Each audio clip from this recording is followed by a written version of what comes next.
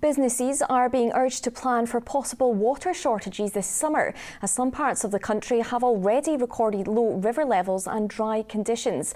This could be the 6th consecutive year that Scotland has faced drought due to the changing climate. Our environment correspondent Caroline Lewis has more. Water. It's one of our most precious and important resources. And for those in the whisky industry, it's the lifeblood of business. This distillery in Wick has been using water solely extracted from a nearby loch to produce its whisky for almost 200 years. But for the last 2 years, they've had to temporarily halt production as the water came close to running out. It's their only water source for making whisky in the area. There's a huge financial impact. We lose volume, can't make it back up. We also have employees that they're no longer making whisky, so we need to find them other value-add tasks, and so there is a big impact on the industry when you have to stop.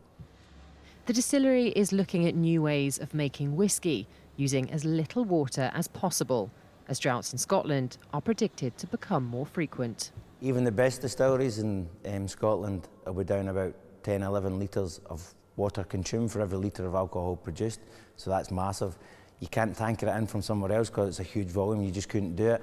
And so the driver has to be, how do we use less water and how do we become better at managing the water courses that we're responsible for. But change takes time, and the Scottish Environment Protection Agency is now urging businesses to plan for the tricky months ahead. SEPA publishes a weekly water scarcity report, and we have information on our website on how businesses can prepare. So that's action like reducing the volume that's being taken, making sure equipment's in good working order, and working with others in the catchment to stagger when they abstract water. Droughts are now expected in Scotland at least every other year, so businesses will need to think long term and not just about the imminent summer season. Caroline Lewis, STV News.